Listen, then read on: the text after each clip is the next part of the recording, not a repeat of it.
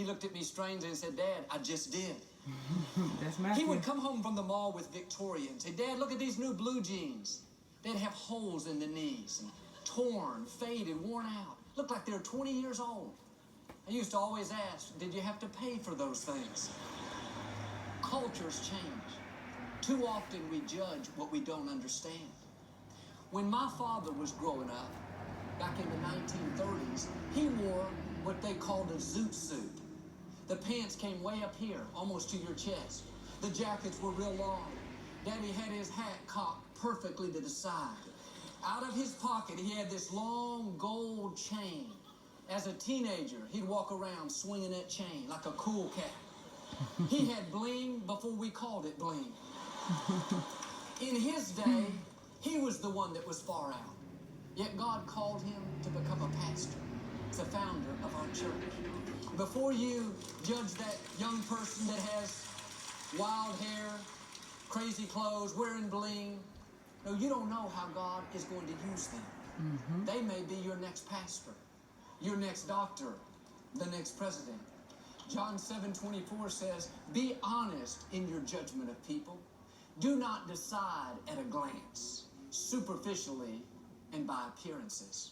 How many times do we look at someone and in a split second we decide whether or not we're going to like them? Well, he's got a tattoo, he's going to hell. He's got long hair, he's a troublemaker. He's wearing bling, I'm sure he's out stealing somewhere.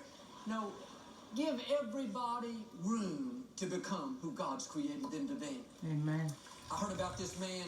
He visited a very formal, high-end church. He was wearing blue jeans, a cowboy hat, and old cowboy boots. He walked in on a Sunday morning and sat on the third row. The congregation was appalled. Many of them sent notes to the pastor expressing their concerns. After the service, the pastor told the man that he needed to ask God what he should wear before he comes back to his church. The man showed up the next Sunday dressed exactly the same. The pastor scolded him, said, I told you to ask God what to wear before you come back to my church. The man said, I did ask God, but he told me he didn't know because he's never been here before. What's my point? You know my point. Don't judge by the exterior. I found whether I wear a suit or whether I wear blue jeans, it doesn't affect the anointing. It's not affected by cotton or denim, for my brother Paul's sake, or polyester. What affects the anointing is the attitude of our heart. They don't look like you, dress like you, act like you, that's all right. They're on a journey. They're not a finished product. Jesus made it really simple. Don't judge, and you won't be judged.